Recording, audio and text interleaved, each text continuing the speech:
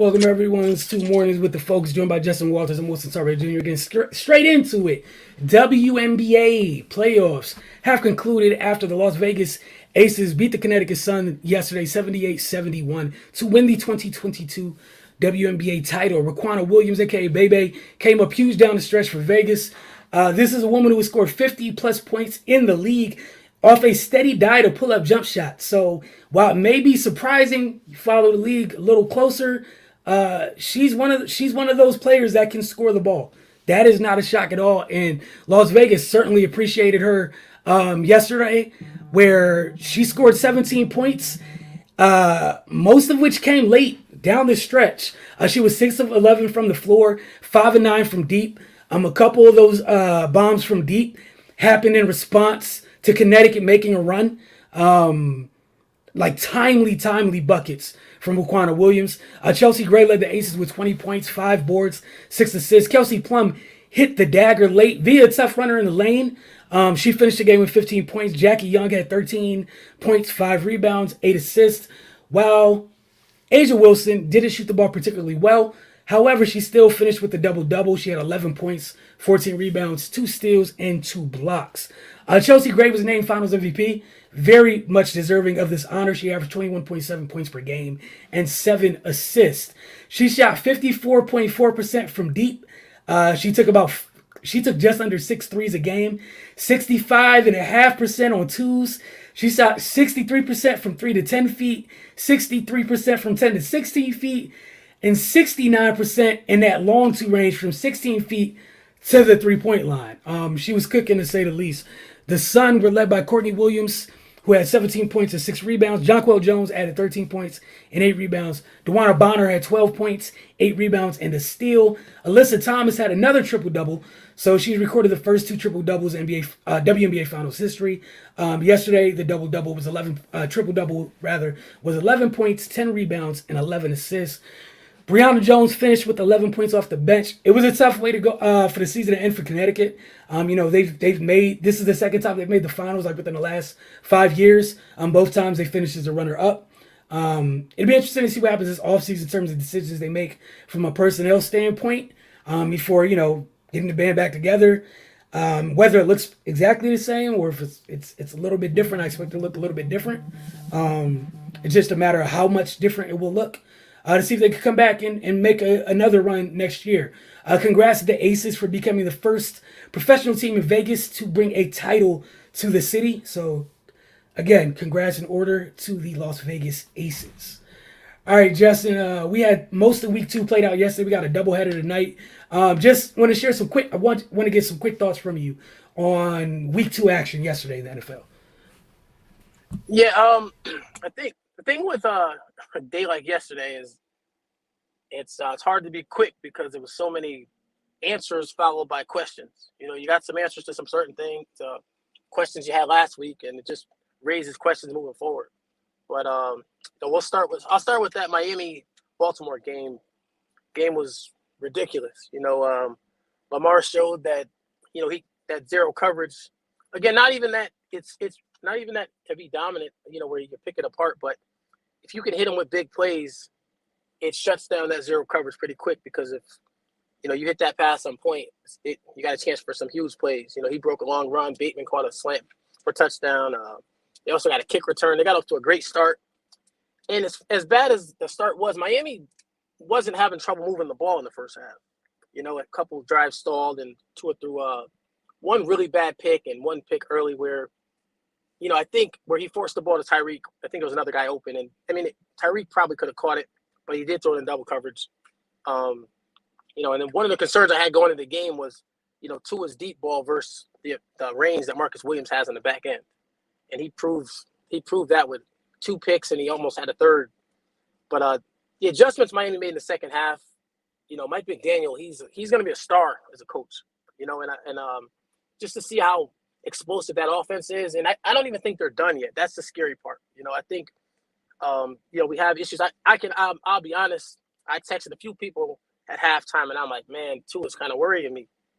And I think more so is just, I didn't know what he was. And I know what he is. And I don't feel like he was playing with that confidence. And I think just what Mike McDaniel's doing for him is kind of like he's feeling him out. So he's still learning him. And I think moving forward, he's just going to get better. We want this certain kind of thrower who, Tyreek's going to run through a double team and Tua's going to throw it over the top of that double team. Tua's not that guy. And it's okay. And I think that's what Miami started to figure out in the second half. They got the run game going, ran a couple of misdirections, got the receivers involved in some quick stuff. And then slowly they got that defense to come up a little, and then they went over the top. And I think that's what makes a great offensive coordinator. That's what he's seeing about his quarterback, because his quarterback is accurate. His quarterback got some confidence, and you can see him move around the pocket a little bit, which is something, when you have him standing trying to make certain reads, it's easy to get locked on a receiver, and next thing you know, you're swarmed under. But I think when you got to move it, and he had a spin move where he hit, I think he hit Craycraft for a touchdown. He had the play with Waddle at the end to win the game.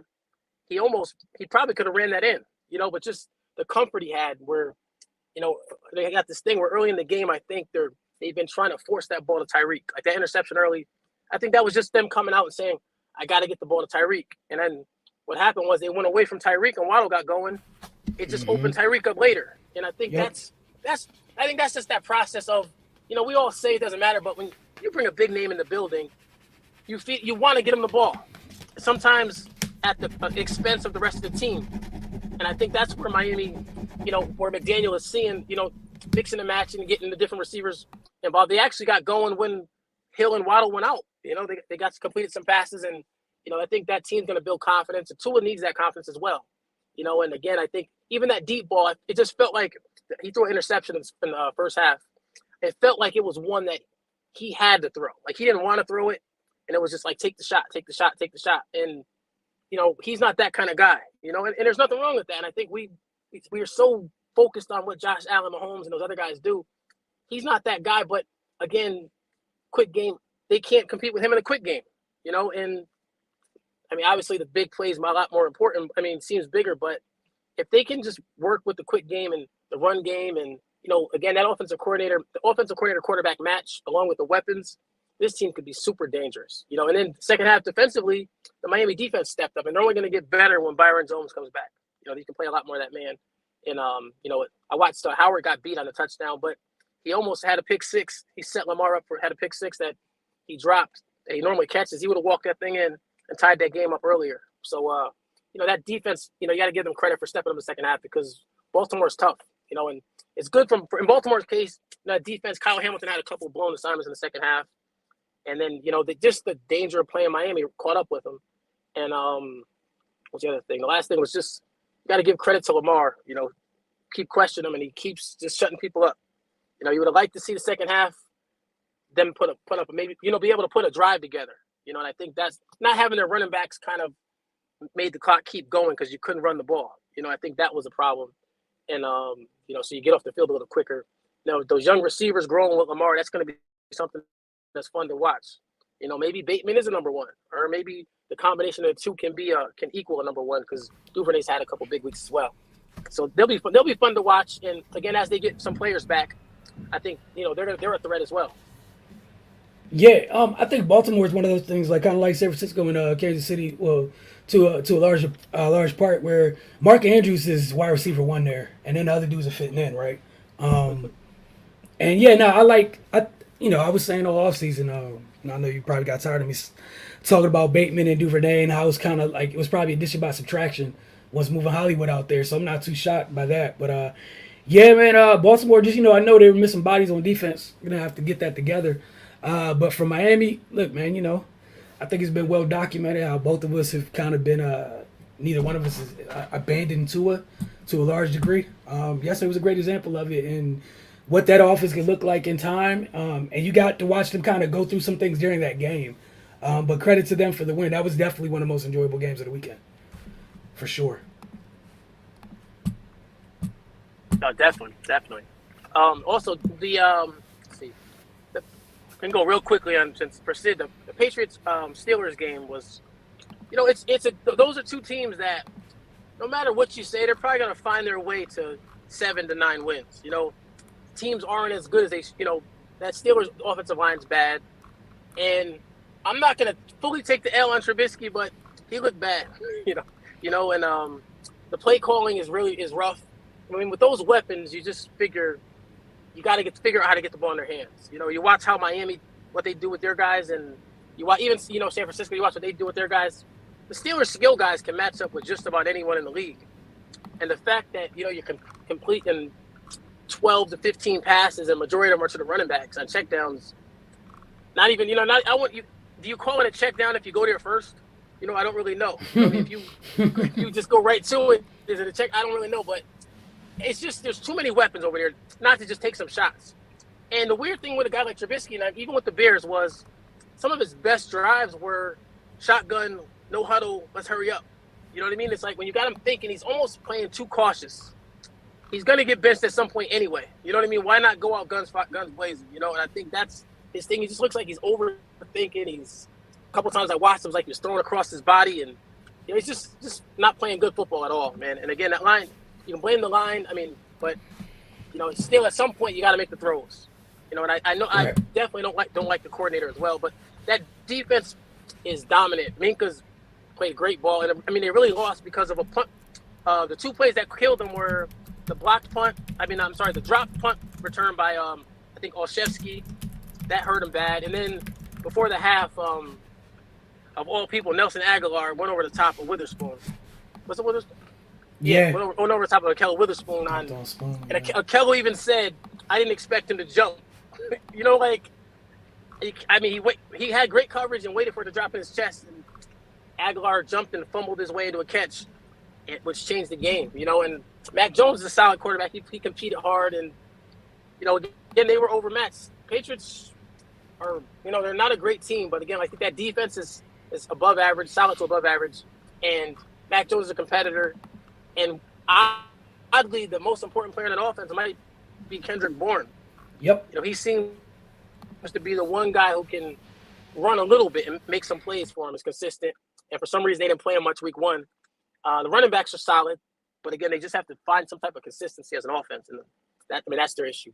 So I don't know. Again, neither one of those teams really seemed like a threat. I think Pittsburgh could be if they got better play calling or better quarterback play or something, but as of now, neither one of them. And to be honest, I don't think it's going to be long before we see Pickett, unless they can unleash Trubisky and actually get him to just play spread and give him what they gave Ben last year, spread it out and let him throw the ball around. Right. Nah, I agree. We saw, what's it called? We saw your Lions yesterday, with the nice win over the Commanders. Saw the Jets pull out a victory. It was an interesting day yesterday, to say the least. Definitely. The Lions was a weird one for me because I feel like they came out, they were dominant. And it was one of those performances like, man, this might be the beginning. And then, as usual, they almost decided to take, the other way, take victory and turn victory into defeat. Like, that they could have walked away away like we destroyed these guys. Right. And that's one of those things that I guess with losing teams, the first thing you got to do is just win. But it just feels like if you went out there and you had them 22-0, if you went out there and beat them 36-0 or 36-7, you leave with a whole other mindset. But when you walk out there and you let them back in the game, you're like, oh, same old Lions. You know what I mean? I think a bunch of teams obviously did that yesterday. But for a team like that, you would love to have seen them just finish it off strong, But, either way, I think that offense is playing great football, playing really good ball. And Amon-Ra St. Brown is a star. DeAndre Swift is a star. And just the weapons they have around them. It's going to be interesting at the end of the season. I was talking to a friend yesterday, and I was like, when Goff finishes with 35 to 40 touchdown passes, what do you do next year? He's not – you don't consider him a guy that can really – maybe you don't want him as your franchise guy, but how do you throw him out, walk him out the door when he finishes with the numbers he looks like he's headed for? That's an interesting question for that team. I think it's one of those things, honestly, where unless you end up getting one of those sacks yesterday. Go ahead. I'm sorry. Jesse, you still there? No, I'm sorry. All right, my bad. Oh no, I was just saying. I think Goff's gonna be there unless they end up with one of the top picks for those quarterbacks. Otherwise, I don't think you move off them. No, go ahead. It's really simple. The only way he's gone is if you end up with CJ or Bryce, if that's who they deem, QB1 out of next year. Outside of that, you keep stacking up your roster and you keep it moving. Take a young quarterback, a little bit late. You can take some time with them. It's not like Goff is super old, so I don't think he should be in a rush to do anything crazy. I also wouldn't pay him I wouldn't pay him market value either, but if you could find that sweet spot, why not?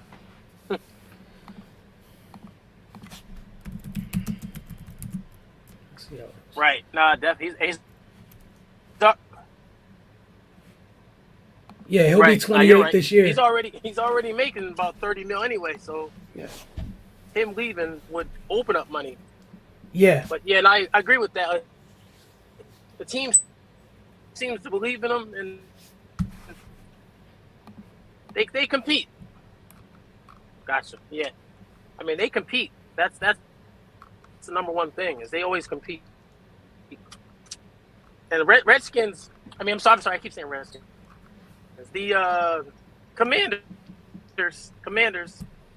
You want to see better defense. I mean, they that roster's too good to play that bad. And that's been an issue for a few years now. Nah, you're right. And that's going to lead to some interesting decisions for them coming forward when, you invest that heavily on that side and you're not getting the return on that investment.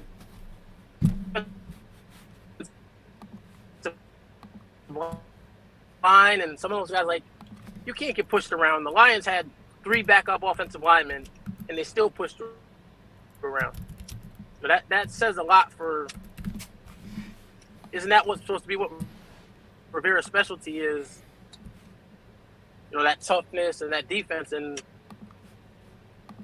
don't look that good. Didn't look that good. No, not at all. And that turns into what they're gonna end up doing with Del Rio or whatnot. I don't know, but something needs to change there. They should be one of those teams where the defense isn't the thing you should have to worry about, or at least the front line of the defense shouldn't have to be an issue. I should say that. That first level shouldn't be an issue, but yeah, man, I'm interested in seeing what they end up doing. That's tough, really tough for them. Anything else stood out from you yesterday?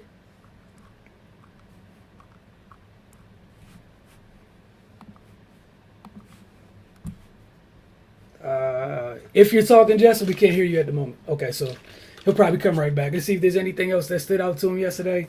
Definitely enjoyed football for the most part yesterday for personal reasons. There's a chunk of it I did not enjoy, however. But we got a doubleheader tonight. Should be 2 good games. We got Tennessee, Buffalo, and then Minnesota, Philadelphia. Definitely interested in the Minnesota-Philadelphia one. More so than Tennessee, Buffalo for me, just personally. However, I'm looking forward to watching both games. Should definitely be a good night of football. We got a chance for a couple teams. Not a couple teams, but a chance for some teams tonight to start the season 2-0. Buffalo has that opportunity, as does Minnesota and Philadelphia. I think Tennessee's 0-1 already, but we will see how that ends up going. So we'll see, man. We will certainly see. All right, gonna give Justin a moment to get back. Is there anything else? Like Sid, did you have anything else from yesterday that you want to discuss or that stood out to you, or that's any performances you liked, didn't like? Just hit the comment section and let us know. Dude, time is moving so fast. It's like NBA training camp starting this week. Time is moving way too fast. We're going into the 3rd weekend of college football. I'm still accepting that college football is even here. There's a lot going on, man. A whole lot going on. Oh, I need to check if What's It Called had a decent game yesterday. I did not look. I meant to look, but I did not look. Allen Robinson had 4 for 53 yesterday, so got 5 targets. Sheesh, Cup had 14 targets. Wow. 14 targets. All right. But again, we got a doubleheader tonight. We got Tennessee and Buffalo, then Minnesota and Philadelphia. I guess my little. Here goes Justin. Give it a second. I think we got him back. Justin, you back? Yeah, sorry about that. Okay. I'm not sure what happened. No, you're good. It's all good. It's all good. Technology does things. Sometimes it is all good. But no, I'll just say to the good folks, like I was asking you before, disconnected. Was there anything else from yesterday you wanted to touch on? Yeah, did you get into the 49ers game at all? I have not. I hadn't made up my mind if I was going to or not. But you can skip go ahead. You're already there. Go ahead. I think what the 49ers really did this offseason, was it was like, okay, you're good. You have a chance to be great. And I think that was the thing they were saying. Like, so now they're just back to being good to they're still one of the top 10 to 12 teams in the league regardless. Okay, so I think what the move for Trey Lance was to basically take them into the next century, the 2020s. And now, unfortunately, they fall back into, okay, the coach is going to have to dictate the offense. The skilled players are going to have to make plays and that type of, and the defense is going to have to be dominant, which is fine because the defense is already one of the better, if not the best defense in the league, top 3, top 5. So it's not going to hurt. They're still going to be a contender, but I just think what the move that Kyle Shanahan and John Lynch were trying to make was they thought Trey Lance could do more, could like expand this offense and make the plays that the better quarterbacks in the league can make and allow that offense to really open up. And, with the injury, you just go back to last year. Jimmy is who he is. And you hope, you have Debo, you have Ayuk, you have George Kittle, and whatever they do with the running game. So they're still going to be a contender. It's just, I think it's just a little smaller of the ceiling isn't as high as it could have been. And I don't think no matter what he does, I don't think he's the guy. Because if he was, I don't think that's going to change much. They're not going to ask him to do things that he hasn't done. The offense is going to go back. It's not going to be the offense they've been working on with Trey Lance because he can't do those things physically. So I just think the 49ers are one of the best teams in the league. And I guess that's the plus of having such a loaded roster is you can still do things this way. You can still have this. Some teams lose the quarterback, the season's over. This team lost their quarterback, and they still feel like they can win. Even I read some comments from some of the players. They sounded like they were deflated. Kind of like hurt for losing Trey Lance, but also I think what they could have done for them as well. Offensively with some of those players, especially as good as Ayuk and Lance were clicking in the offseason. What else? And then they played Seattle. Seattle kind of showed that's what Seattle is. Seattle competes hard, but the lack of talent and youth in certain positions, is going to be an issue all season, especially in that as tough as that division is. So, you just want to see for them, it's more just seeing who the new core is, who their new core guys are, the offensive, seeing what the 2 rookie tackles do.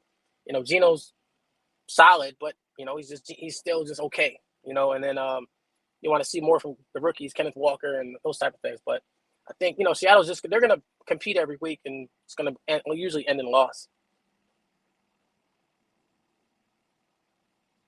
Yeah, I think I think it's really simple. Like you said, to grow, most of the times you got to be uncomfortable. It's so cliche, right? I think they came into the season prepared to be uncomfortable for the first half of the season so they can grow a little bit. And the grow was to extend that ceiling that they had, especially on the offensive side of the ball, and finally be in a position where they can give the defense some room for error, right? And they weren't able to go through that uncomfortable period because of this injury. See a lot of people upset about the play and how Trey's been used and all this other stuff. It was a counter bash that he got hurt on. It wasn't a power run. I think somebody missed a block. That said, I just feel like it was a freak accident. It was nothing more than that. I think people, I get it. Like you get emotional. You want somebody to blame when something like this happens. I'm not in the place of blaming the coach or anything like that. I didn't have an issue with the play call. Like, I'm trying not to mess up this stat, but in the 2 series that the kid played, they had gained 143 yards of offense already. So through like 15 plays, I think it was 15 plays, they had 143, 145 yards of offense. They're averaging like 9.7 yards a pop. So like, because the discourse around this is going to be disgusting. It was already bad before yesterday. It got worse after the kid went down. I think that's what you saw. And for those people that stayed there, that actually sat there and watched yesterday's game all 4 quarters, you saw the difference in quarterbacks almost immediately in how Seattle's defense responded to the change. And I think that's what the thing was Kyle wanted was, yeah, first part of the season, yeah, play 11-11, use the threat of him running as much as you can to leverage those open passing lanes and what have you. Then it's essentially with the reps over time, you get more comfortable opening things up for him. And the thing with him is opening things up looks different. Opening things up for him looks different than opening things up for Jimmy. So, some people are like, oh, they got to open up the offense for Trey. I was like, talking with you for the most part, they can run the same plays. And I don't think they changed too much of the playbook outside of the QB runs. Like the pass plays to me feel the same. It's just that he reads them differently than the other guy does. One reads literally like middle and down. The other one reads from the top down. That's it. That's the difference. So be the same play and have two totally different results. But it sucks. But like you said, they're falling back to something that's comfortable. I don't necessarily think it's better, but it's they've been here before. That's all it is. It's comfort. That's it. Instead of going straight to Purdy, where you go, it's two young, inexperienced dudes, and you don't know what to expect. I've worn these shoes before, Yeah, they're a little worn, but I know how to make sure I don't hurt my feet or whatever. Like that's all it is, man. But yeah, the ceiling's lowered, and I probably feel like more is going to be put on the defense a little more, just because. Like even yesterday, I feel like got back to the 3-and-out things. I'm not trying to be too negative, but there's a lot of stuff it feels like from people that watch what the team looks like from afar, and those that see it every week, on what the move back to 10 means. But yeah, that's why they have a loaded roster. That's why they've been in the mix most years since that regime's been there, is because of that roster. As a whole, it's stacked. But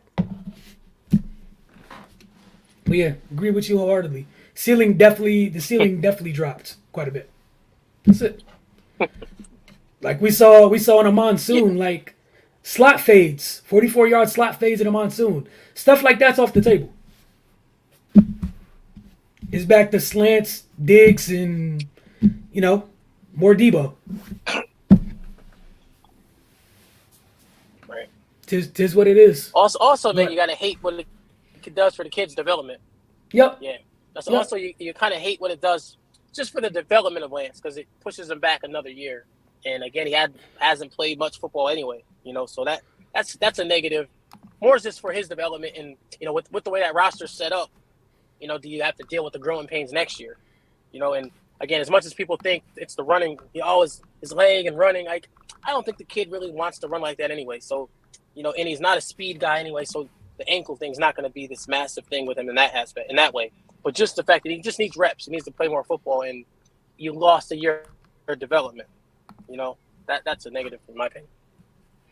Yep, and I think this is the thing is I know some people are like, oh well, they'll just move on and all that. It doesn't even make sense to move on because you still got a couple more years of the rookie deal. And I was talking to someone yesterday, and it kind of makes me think of you remember Steph's first contract after his rookie deal? How the Warriors didn't have to pay him what he was worth because of the injuries? I think it's that. They're like Trey's if he's able to come back next year, they're going to have to go through that growing pains at some point. It is what it is. It's inevitable. Unless they decide to wholesale move on. But I think how they have stuff planned kind of for monetary reasons, I think the kid's getting through his rookie deal and maybe get a 3 year something afterwards. But yeah, they're gonna have to go through it at some point. I think that part's inevitable. Honestly, they're gonna go through it, and I think they were Kyle was okay with going through it for the first half of the season, for the payoff being later, the possible payoff being later. Right. It's that is what it is, but we'll see how things go in that end. Before we get out of here, I was going to ask you about Tennessee, Buffalo, Minnesota, Philadelphia tonight. Your thoughts? Oh man, you didn't even let me do Dallas. Oh, go ahead. Get through Cooper Rush, man. I'm so sorry. Yeah, man. You know what? The only reason I want to talk about this game is because, like, I feel like teams sometimes when you have everything, you think you try to play another game, and I think for a little bit, they actually had to play football. Like they had to use to maximize their players. They got the run game going. They mixed in Tony Pollard. They mixed in with Zeke, and they got the ball to different just ran a more offense that fit their players better. As opposed to with Dak, they just throw him out there and say, "Go get it for us." And with Rush, they made the game a little easier, and he made some good throws in the first half. And and the defense played well. And I didn't. Micah Parsons isn't a great linebacker, but he's a great football player. He's a great defensive end. Probably one of the top.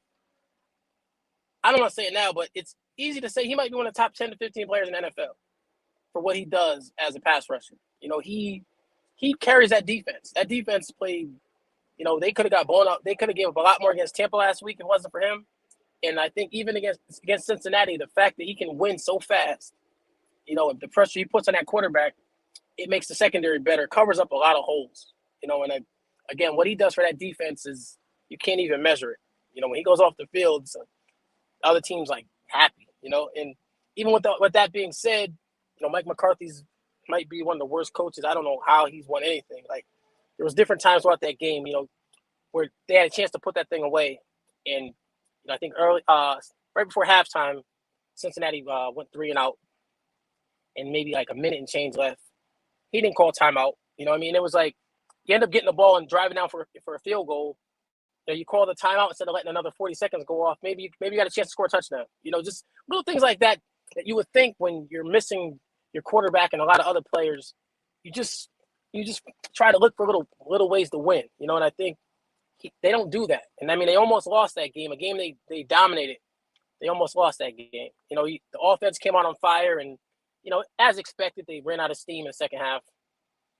But I just it was good to see the team show some toughness, in my opinion. And I think Dallas has struggled to show that, over the years. And I think that's why it was such a shot, something to be not proud of, but something I kind of like was happy to see from them. Normally I get on here and it's like they were, they were the better team and they didn't compete, or they gave up, or they got bullied, or just the penalties. It's always something with them, and even with that yesterday, they tried to blow it, but it was just good to see that the defense step up. Malik Hooker was flying around, Donovan Wilson flying around. They played good ball. And another thing, which might even be more of the conversation after that game, was Cincinnati. As good as Dallas stepped up, I think Cincinnati's come down some. And I think that's where they met in the middle. I don't think Dallas was elite yesterday. I think Cincinnati was. The question is this who they are? They struggled last week with T.J. Watt. They struggled with that whole Pittsburgh defense. But I think as much as we blame that offensive line, a lot of that's on Burrow. A lot of those sacks are Burrow not getting rid of the ball quick, holding the ball, trying to create something, which, again, it's the gift and the curse of that.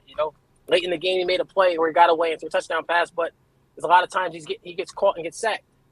And then I think the play calling it's a lot of ISO routes, which is fine when you have those type of receivers, but it's limited ISO routes. Like you're not using. You got these two receivers that can win, but you're getting a slant or fade or comeback. Like that's pretty much what you're getting from these two receivers. So with pressure and leverage by the DBs, it puts a lot on Burrow where he looks and he kind of has to create. He looks and it's not there quick. The quick game's not there. He goes into trying to buy time and let Chase or Higgins get open, which it all works together. So again, I think the offense is limited. Burrow holds the ball. The offensive line is, maybe slightly below average, but they're not as terrible as we make them out to be because we blame them for every sack. And then, defensively, second half, they pretty much locked the Cowboys down. And even last week, they didn't play too bad. They played pretty good. So it's more just getting their offense going because that's what they're known for, that explosive offense, those playmakers they have. Until they get that going, they're in a bad spot. And, fortunately, in that division, everyone else lost. And the only team that they really got to worry about trying to catch that could run away from is the Ravens. But until they get this thing going, it's not looking good at all. Yeah, I think we had talked about a couple weeks ago that about them it potentially being a tougher season for them than it was last year, and yeah, there's something they're gonna have to deal with. And unfortunately, it doesn't look like their offensive line play has improved, which means it's gonna be a long year. It's just gonna be a long year. Be a very long year for Yep. them, especially over there in the AFC, with everybody's defense essentially feeling like they have two pass rushers. Like two, and some teams have two great pass rushers. Right. It's gonna be a long year. You couple all that stuff together, man. It's. I'm not saying they're gonna have a horrible year, man, but what are they 0-2 to start the year?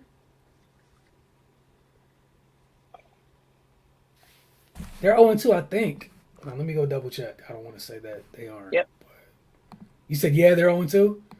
Yeah, that's Yeah. tough already. Yeah, no, they are. That's tough. Yeah, they're Yeah, on. They're that's on too. They're on. that's a tough way to start the season, Yep. especially considering what's in the AFC. Well, and So you haven't even lost to a good team yet. nope, dude threw 50 something times last week. 36 times yesterday. 36 times for 199 yards. Like they have to start running the ball at some point, like religiously.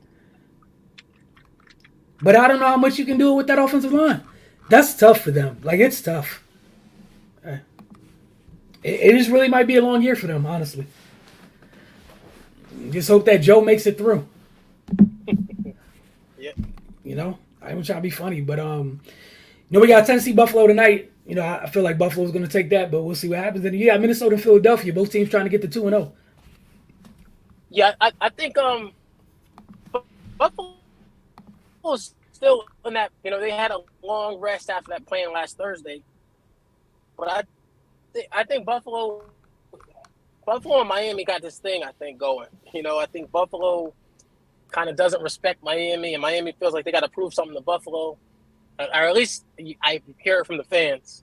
And I think, in Buffalo's case, I think Buffalo's goal is the Super Bowl. Like they think they got robbed last year, and I think they're on a mission. And again, the fact that Tennessee beat them last year, probably eliminates the point of them being caught sleeping.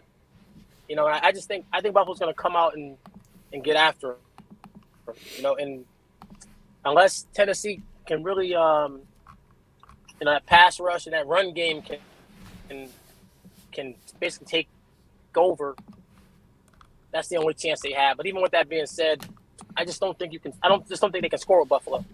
And I think the way he's been playing he's playing like one of the best players in the league. So I'm expecting, the effect of Von Miller thrown on top of it. I go with Buffalo. And then with I'm looking forward to that Philly Minnesota game. Again, like we talked about earlier, or last week, I think it was. It's the two teams that really have a chance to do damage in the NFC because no one's really pulled away. Green Bay looked improved yesterday. It was good to see them, which maybe we'll talk about another time. But Green Bay looks like they're kind of trying to find who they are. But other than that, as good as the Rams look good early, but then they tried to give the game away. So I feel like the NFC is up for grabs, and these two teams look like they're like the two that are on the upswing, where everyone else is kind of either trying to hang on or coming down a little bit. So to see how these two teams play against each other and who more so how they look than really who wins or loses.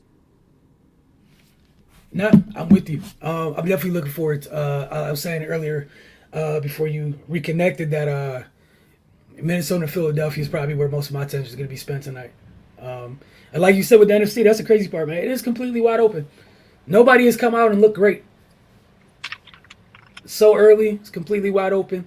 It'd be interesting to see who takes those spots come the end of the year. Mm-hmm. Very, very interesting for sure. We won't be here tomorrow. Got what's it called? Wizards duty tomorrow. Be back on Wednesday morning, so we'll talk about the doubleheader on Wednesday morning. So we'll see you guys then. Thanks for tuning in this morning. Both those of you that tuned in live and those of you who tune in a little bit later, we appreciate you all.